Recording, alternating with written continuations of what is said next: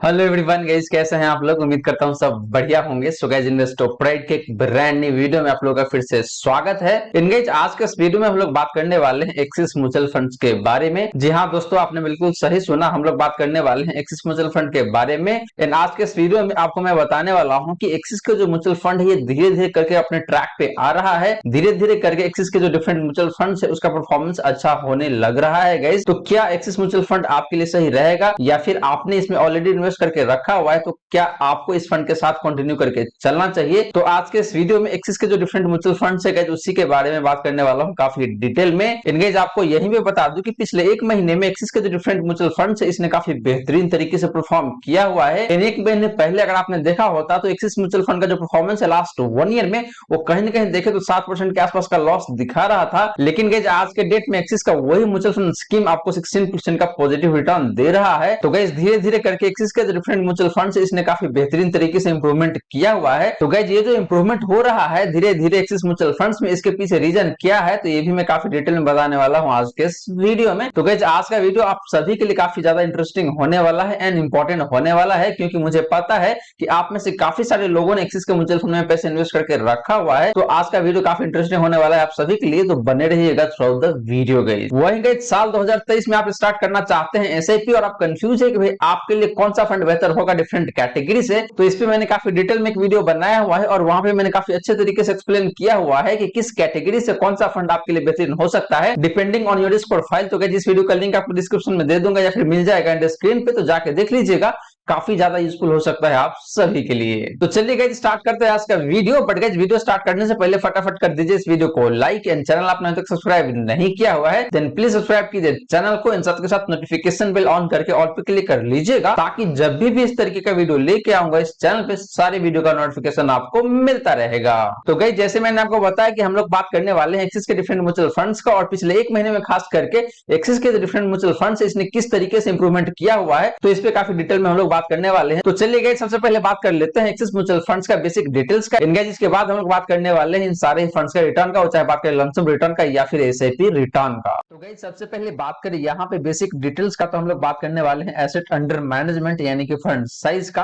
तो बात करें guys axis blue chip fund का, तो इस फंड का जो फंड साइज है जी काफी ज्यादा दिखने को मिलता है और वो निकल के आता है यहाँ पे आपका 33,474 करोड़ का। बात करें guys axis mid cap fund का, तो इस फंड का जो फंड साइज है वो निकल के आता है यहाँ पे आपका 19,539 करोड़ का। इन बात करें guys axis growth opportunity fund का, तो इस फंड का जो फंड साइज है या फिर कह लीजिए एसेट अंडर मैनेजमेंट वो निकल के आता है यहाँ पे आपका 8,376 करोड़ का। तो गाइस फंड साइज के मामले में देखें तो तीनों ही फंड का जो फंड साइज है वो काफी ज्यादा देखने को मिलता है।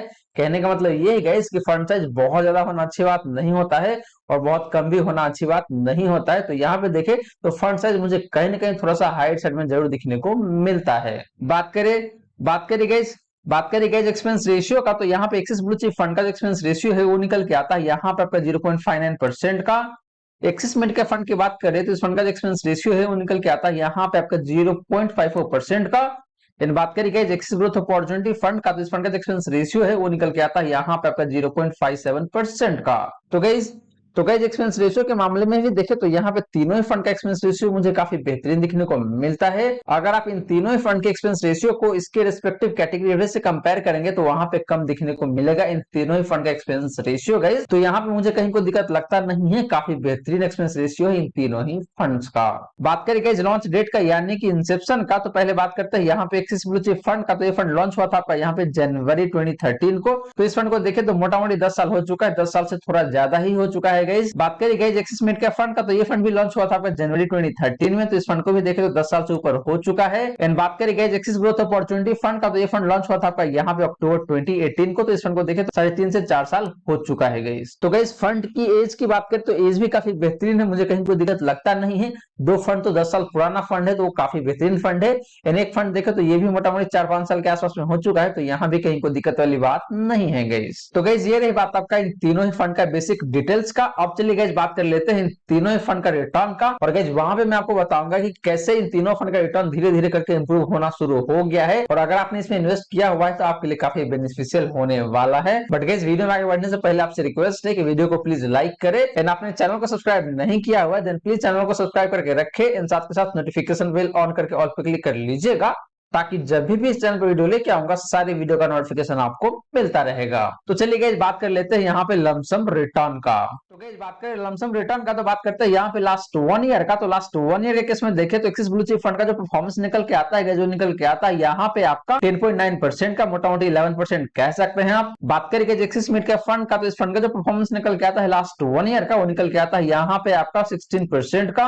बात करेंगे एक्सिस ग्रोथ अपॉर्चुनिटी फंड का, तो इस फंड का जो परफॉर्मेंस निकल के आता है लास्ट 1 ईयर का, वो निकल के आता है यहाँ पे आपका 15.97% का, ऑलमोस्ट 16% कह सकते हैं आप। तो गाइस लास्ट 1 ईयर में देखें तो लमसम के केस में इन तीनों फंड ने काफी बेहतरीन तरीके से परफॉर्म किया हुआ है। एंड गाइस आपके नॉलेज के लिए बता दूं कि अगर आप 1 महीने पहले चेक करा होता इन तीनों फंड का परफॉर्मेंस का, तो लास्ट 1 ईयर में इन तीनों फंड ने काफी खराब तरीके से परफॉर्म किया हुआ था। एक्सिस ब्लू चिप फंड ने आपको नेगेटिव 6.79% का रिटर्न दिया हुआ था।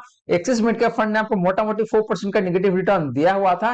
एंड बात करें एक्सिस ग्रोथ अपॉर्चुनिटी फंड का, तो इस फंड ने भी आपको 7% का नेगेटिव रिटर्न दिया हुआ था 1 महीने पहले। तो गाइस पिछले 1 महीने में देखें तो इन तीनों फंड के परफॉर्मेंस में काफी बेहतरीन तरीके से इंप्रूवमेंट आया हुआ है। इसके पीछे गाइस 2 रीजन हो सकता है। पहला रीजन ये हो सकता है कि जो मार्केट है उसमें भी काफी इंप्रूवमेंट आया हुआ है, तो इसकी वजह से देखें तो इन सारे फंड में भी काफी पॉजिटिव इंपैक्ट आया हुआ है।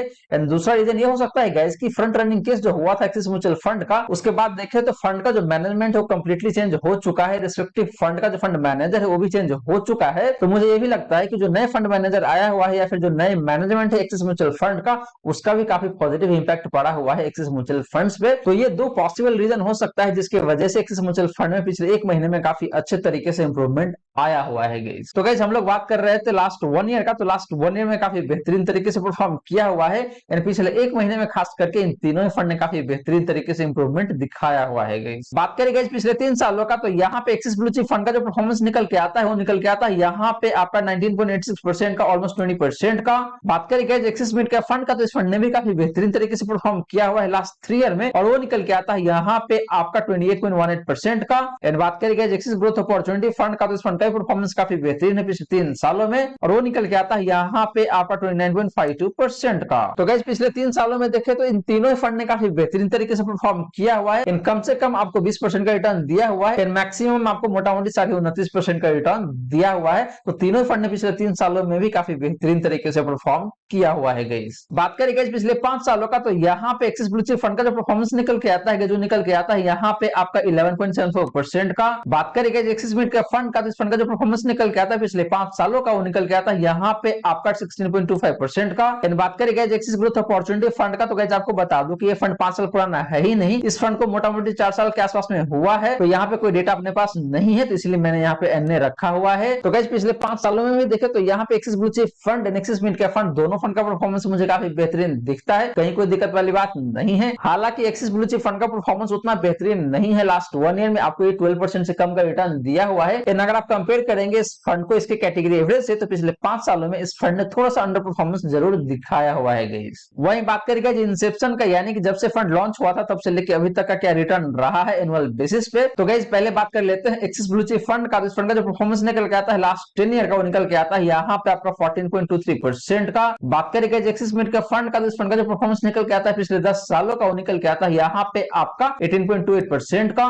एंड बात करेंगे एक्सिस ग्रोथ अपॉर्चुनिटी फंड का, इस फंड का जो रिटर्न निकल के आता है पिछले 4 से 4.5 सालों का, वो निकल के आता है यहाँ पे आपका 19.07% का। तो guys similar to last 1 year, last 3 year, last 5 year, inception के केस में भी देखे तो इन तीनों फंड ने काफी बेहतरीन तरीके से परफॉर्म किया हुआ है। आपको काफी अच्छा रिटर्न दिया हुआ है अपने कैटेगरी एवरेज के कंपैरिजन में गाइस। तो गाइस ये रही बात आपका इन तीनों ही फंड का लमसम रिटर्न का अक्रॉस द टाइम फ्रेम। और गाइस यहाँ पे देखे तो रिटर्न मुझे काफी सही दिखता है लास्ट 1 ईयर में, लास्ट 3 ईयर में भी देखे तो काफी बेहतरीन रिटर्न है। हालांकि लास्ट 5 ईयर में आपका एक्सिस ब्लू चिप फंड है, इसने उतना अच्छा परफॉर्म नहीं किया हुआ है। लेकिन बात करें एक्सिस मिड कैप फंड का, तो इस फंड का परफॉर्मेंस काफी रीजनेबल है पिछले 5 सालों में भी। वही बात करें गाइस सिंस इंसेप्शन का, तो यहाँ पे तीनों ही फंड का परफॉर्मेंस मुझे काफी बेहतरीन दिखने को मिलता है। इनका जैसे मैंने आपको ऑलरेडी बताया कि लास्ट 1 मंथ में इन तीनों फंड का जो परफॉर्मेंस है उसमें काफी बेहतरीन तरीके से इंप्रूवमेंट आया हुआ है। अब चलिए गाइस बात कर लेते हैं इन तीनों ही फंड का एसआईपी रिटर्न का।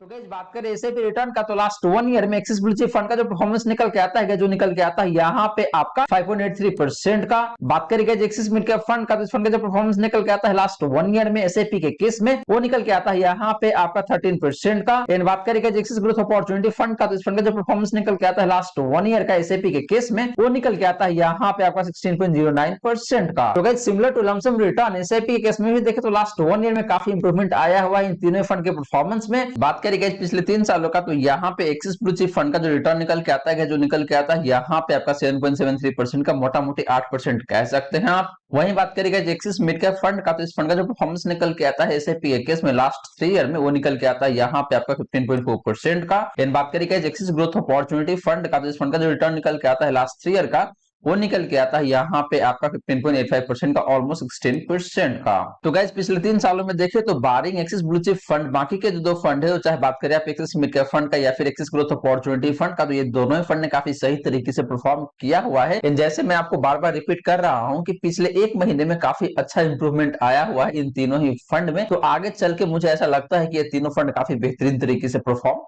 कर सकता है। और अगर आपने ऑलरेडी इन्वेस्ट करके रखा हुआ है इन तीनों ही फंड में या फिर इन तीनों में से किसी एक फंड में, तो आपको टेंशन लेने की जरूरत नहीं है, आपको बने रहना चाहिए। वहीं बात करें पिछले 5 सालों का, तो यहाँ पे एक्सिस ब्लू चिप फंड का जो परफॉर्मेंस है वो निकल के आता है आपका यहाँ पे 10.91% का, ऑलमोस्ट 11% का। बात करें एक्सिस मिड कैप फंड का, तो इस फंड का जो परफॉर्मेंस निकल के आता है लास्ट 5 ईयर का, वो निकल के आता है यहाँ पे आपका 18.05% का। एंड बात करें एक्सिस ग्रोथ अपॉर्चुनिटी फंड का, तो आपको जैसे पता है कि ये फंड 5 साल पुराना है ही नहीं, तो यहाँ पे अपने पास कोई डेटा नहीं है गाइस, तो इसीलिए मैंने यहाँ पे एनए रखा हुआ है। तो गाइस पिछले 5 सालों के केस में देखें तो यहाँ पे एक्सिस मिड कैप फंड का परफॉर्मेंस काफी सही दिखने को मिलता है। हालांकि एक्सिस ब्लू चिप फंड का परफॉर्मेंस उतना बेहतर नहीं है, लेकिन अगर आप कंपेयर करेंगे कैटेगरी एवरेज से, तो यहाँ पे एक्सिस ब्लू चिप फंड का परफॉर्मेंस थोड़ा सा ऊपर दिखने के जरूर मिलेगा पिछले 5 सालों में भी। तो गाइस ये रही बात आपका इन तीनों ही फंड का एसआईपी रिटर्न का, वो चाहे बात करें लास्ट 1 ईयर का या फिर लास्ट 5 ईयर का या फिर लास्ट 3 ईयर का। अब चलिए गाइस बात कर लेते हैं इन तीनों ही फंड का इक्विटी एलोकेशन का। तो गाइस बात करें इक्विटी एलोकेशन का, तो पहले बात कर लेते हैं यहाँ पे लार्ज कैप एलोकेशन का। तो यहाँ पे आपका जो एक्सिस ब्लू चिप फंड है, इस फंड का जो एलोकेशन रहता है लार्ज कैप स्टॉक्स में, वो निकल के आता है यहाँ पे आपका 17.1% का। गाइस बता दूं आपको कि एक्सिस ब्लू चिप फंड एक लार्ज कैप कैटेगरी का फंड है, तो लार्ज कैप स्टॉक में ज्यादा पैसे इन्वेस्ट करना एक लाजमी सी बात हो जाता है, तो इसीलिए यहाँ पे आपको 71% का एलोकेशन देखने को मिल रहा है। बात करें guys axis mid cap fund का, तो इस फंड का जो एलोकेशन निकल के आता है लार्ज कैप स्टॉक्स में, वो निकल के आता है यहाँ पे आपका 9.89% का, मोटा मोटी 10% कह सकते हैं आप। इन बात करें एक्सिस ग्रोथ अपॉर्चुनिटी फंड का, तो इस फंड का जो एलोकेशन निकल के आता है लार्ज कैप स्टॉक्स में, वो निकल के आता है यहाँ पे आपका 19.51% का, मोटा मोटी 19.5% कह सकते हैं आप। तो गाइस लार्ज कैप एलोकेशन के मामले में देखें तो तीनों फंड मुझे काफी सही दिखता है, कहीं कोई दिक्कत वाली बात नहीं है। अपने अपने कैटेगरी में काफी सही तरीके से एलोकेशन किया हुआ है लार्ज कैप स्टॉक्स में। बात करें गाइस मिड कैप एलोकेशन का, तो यहाँ पे एक्सिस ब्लू चिप फंड का जो एलोकेशन निकल के आता है, वो निकल के आता है यहाँ पे आपका 3.27% का। बात करें guys axis mid cap fund का, तो इस फंड का जो एलोकेशन निकल के आता है मिड कैप स्टॉक्स में, वो निकल के आता है यहाँ पे आपका 40.87% का, मोटा मोटी 41% का। एंड बात करें guys axis growth opportunity fund का, तो इस फंड का जो एलोकेशन निकल के आता है मिड कैप स्टॉक्स में, वो निकल के आता है यहाँ पे आपका 26.12% का। तो गाइस मिड कैप स्टॉक्स में भी देखें तो तीनों फंड का एलोकेशन मुझे काफी सही दिखता है। एक्सिस मिड कैप फंड एक मिड कैप कैटेगरी का फंड है, तो इसलिए यहाँ पे सबसे हाईएस्ट एलोकेशन देखने को मिलता है। इन बात करें एक्सिस ग्रोथ अपॉर्चुनिटी फंड का, तो ये एक लार्जर मिड कैप कैटेगरी का फंड है, तो यहाँ पे आपको लार्ज कैप में भी देखें तो काफी ठीक ठाक सा एलोकेशन देखने को मिल रहा है, एंड मिड कैप में भी देखिए तो बढ़िया एलोकेशन देखने को मिल रहा है। वहीं बात करें एक्सिस ब्लू चिप फंड का, तो ये फंड रिलेटिवली कम पैसे इन्वेस्ट करता है मिड कैप कैटेगरी के स्टॉक्स में। लास्टली गाइस बात करें यहाँ पे स्मॉल कैप एलोकेशन का, तो पहले बात करें एक्सिस ब्लू चिप फंड का, तो इस फंड का जो एलोकेशन निकल के आता है स्मॉल कैप स्टॉक्स में, निकल के आता है यहाँ पे आपको 0% का। कहने का मतलब ये है गाइस कि axis blue chip fund small cap stocks में बिल्कुल भी पैसे इन्वेस्ट नहीं करता है, एंड बाकी जो परसेंटेज बच जाता है वो अदर स्टॉक्स में जाता है guys. Axis mid cap fund की बात करें तो इस फंड का जो एलोकेशन निकल के आता है स्मॉल कैप स्टॉक्स में, निकल के आता है यहाँ पे आपका 18.3% का। एंड बात करें एक्सिस ग्रोथ अपॉर्चुनिटी फंड का, तो इस फंड का जो एलोकेशन निकल के आता है स्मॉल कैप स्टॉक्स में, निकल के आता है यहाँ पे आपको 16.19% का। तो गाइस स्मॉल कैप एलोकेशन के मामले में भी देखें तो मुझे तीनों ही फंड काफी सही दिखता है, कहीं कोई दिक्कत वाली बात नहीं है। हालांकि एक्सिस ब्लू चिप फंड बिल्कुल भी पैसे इन्वेस्ट नहीं करता है स्मॉल कैप स्टॉक्स में, तो इसे देखें तो कहीं ना कहीं थोड़ा सा जो रिटर्न है वो कम हो जाता है। बैलेंस तो अच्छा बना रहता है लेकिन रिटर्न कम हो जाता है, क्योंकि स्मॉल कैप कैटेगरी के जो स्टॉक्स होता है काफी हाई परफॉर्मिंग स्टॉक्स होता है, लेकिन कई बार क्या होता है कि मार्केट जब गिरता है तो उस केस में ज्यादा गिरता भी है, तो इसीलिए देखा जाए तो यहाँ पे एक्सिस ब्लू चिप फंड थोड़ा सा सेफर साइड प्ले कर रहा है गाइस। तो गाइस ये रही बात आपका इन तीनों ही फंड का इक्विटी एलोकेशन का। अब चलिए गाइस बात कर लेते हैं इन तीनों ही फंड का डिफरेंट रिस्क रेशियोज का। गाइस बात करें रिस्क रेशियोज का तो सबसे पहले बात कर लेते हैं यहाँ पे स्टैंडर्ड डिवीजन का। तो पहले बात करें यहाँ पे एक्सिस ब्लू चिप फंड का, तो इस फंड का जो स्टैंडर्ड डिवीजन निकल के आता है जो निकल के आता है यहाँ पे आपका 15.25 का। बात करें guys axis mid cap fund का, तो इस फंड का जो स्टैंडर्ड डिवीजन निकल के आता है वो निकल के आता है यहाँ पे आपका 14.82 का, मोटा मोटी 15 कह सकते हैं आप। एंड बात करें guys axis growth opportunity fund का, तो इस फंड का जो स्टैंडर्ड डिवीजन निकल के आता है वो निकल के आता है यहाँ पे आपका 14.42 का। तो गाइस स्टैंडर्ड डिवीजन के मामले में देखें तो यहाँ पे तीनों फंड का स्टैंडर्ड डिवीजन मुझे काफी सही दिखता है, बहुत ज्यादा भी नहीं है तो बहुत कम भी नहीं है। इसे ये पता चलता है कि इन तीनों फंड का जो रिटर्न है वो काफी बैलेंस रहता है, बहुत ज्यादा वोलेटाइल नहीं रहता है। गाइस आपके नॉलेज के लिए बता दूं कि स्टैंडर्ड डिवीजन बेसिकली यही दिखाता है कि एक पर्टिकुलर फंड का रिटर्न कितना वोलेटाइल रहता है, यानी कि स्टैंडर्ड डिवीजन का नंबर जितना ज्यादा होता है इसका मतलब ये है कि उस पर्टिकुलर फंड का रिटर्न उतना ज्यादा वोलेटाइल रहता है,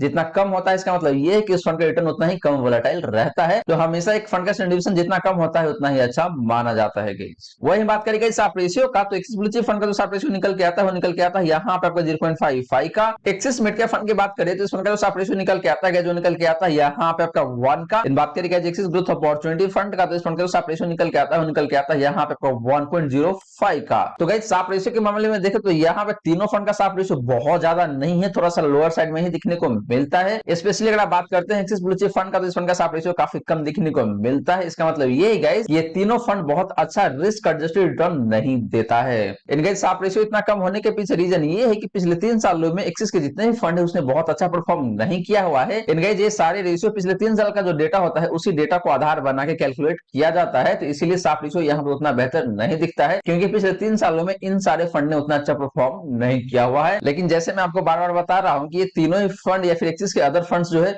वो पिछले 1 महीने में काफी इंप्रूवमेंट दिखाया हुआ है, तो आगे चल के मुझे ऐसा लगता है कि और अच्छा इंप्रूवमेंट आ सकता है इन सारे ही फंड्स में। लास्टली गाइस बात करें अल्फा का, तो यहाँ पे एक्सिस ब्लू चिप फंड का जो अल्फा निकल के आता है वो निकल के आता है आपका यहाँ पे -6.19% का। एक्सिस मिड के फंड की बात करें तो इस फंड का जो अल्फा निकल के आता है जो निकल के आता है यहाँ पे आपका -3.86% का। इन बात करें एक्सिस ग्रोथ अपॉर्चुनिटी फंड का, तो इस फंड का जो अल्फा निकल के आता है वो निकल के आता है यहाँ पे आपका -0.07% का। तो गाइस सिमिलर टू साफ रेशियो अल्फा भी इन तीनों फंड का काफी खराब दिखने को मिल रहा है। इसके पीछे रीजन क्या है वो ऑलरेडी मैंने आपको बता रखा है कि भाई पिछले 3 सालों में इन तीनों फंड ने अच्छा परफॉर्म नहीं किया हुआ है। ये सारे ही रिस्क रेशियोज पिछले 3 साल का जो डेटा है उसको आधार बना के कैलकुलेट किया जाता है, तो इसीलिए ये नंबर्स वो चाहे बात करें अल्फा का या फिर साफ रेशियो का तो उतना बेहतर नहीं दिख रहा है गाइस। तो गाइस ये रही बात आपका इन तीनों फंड का डिफरेंट रिस्क रेशियोज का। और गाइस यहाँ पे देखें तो specially in case of standard division मुझे तीनों फंड काफी सही दिखता है, लेकिन अगर आप बात करते हैं साफ रेशियो का या फिर अल्फा का तो यहाँ पे तीनों फंड उतना बेहतर नहीं दिखता है। लेकिन इसके पीछे रीजन क्या है वो मैंने आपको बताया कि भाई पिछले 3 साल के डेटा के बेसिस पे कैलकुलेट किया जाता है सारे रिस्क रेशियोज, एंड पिछले 3 सालों में इन सारे फंड ने अच्छा परफॉर्म नहीं किया हुआ, तो इसीलिए ये नंबर्स खराब दिखने को मिल रहा है। लेकिन आगे चल के मुझे ऐसा उम्मीद है कि ये तीनों ही फंड या फिर एक्सिस के जितने भी अदर फंड है वो भी अच्छा परफॉर्म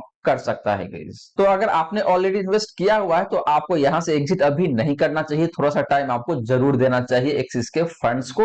वहीं अगर आप प्लान कर रहे हैं न्यूली इन्वेस्ट करने का तो उस केस में आपको सजेस्ट करूं कि आपको थोड़ा सा वेट जरूर करना चाहिए, अभी बचना चाहिए एक्सिस के फंड्स में इन्वेस्ट करने से। तो गाइस ये रही सारी बातें जो हमने की आज के इस वीडियो में। और गाइस यहाँ पे मैंने आपको 3 फंड एनालाइज करके दिया हुआ है। पहला फंड था आपका एक्सिस ब्लू चिप फंड, दूसरा फंड था आपका axis mid cap fund, and तीसरा फंड था गाइस यहाँ पे आपका एक्सिस ग्रोथ अपॉर्चुनिटी फंड। तो गाइस ये 3 फंड है एंड इन तीनों फंड ने पिछले 1 महीने में काफी बेहतरीन तरीके से इंप्रूवमेंट दिखाया हुआ है। वहीं बात करें गाइस पिछले 1 साल का या फिर पिछले 3 सालों का तो यहाँ पे रिटर्न काफी बेहतरीन तरीके से दिया हुआ है इन तीनों ही फंड ने। गाइस बात करें सिंस इंसेप्शन का तो इस केस में भी इन तीनों फंड ने काफी बेहतरीन तरीके से परफॉर्म किया हुआ है। तो अगर आपने ऑलरेडी इन्वेस्ट करके रखा हुआ है तो मेरा सजेशन यही रहेगा आप लोगों के लिए कि आपको अभी एग्जिट नहीं करना चाहिए, आपको अभी जल्दबाजी नहीं करना चाहिए, कुछ टाइम आपको और देना चाहिए एक्सिस म्यूचुअल फंड्स को। उसके बाद ही आपको डिसीजन लेना चाहिए कि भाई आपको इन सारी फंड के साथ बने रहना चाहिए या फिर एग्जिट कर जाना चाहिए। तो गाइस आशा करता हूं जितनी भी बातें मैंने बताने की कोशिश किया है सारी बातें आपको समझ में आ गया होगा। मन में अगर कोई डाउट है कोई क्वेश्चन है तो फटाफट कमेंट सेक्शन में पूछ लीजिए, आपके क्वेश्चन का रिप्लाई मैं कर दूंगा।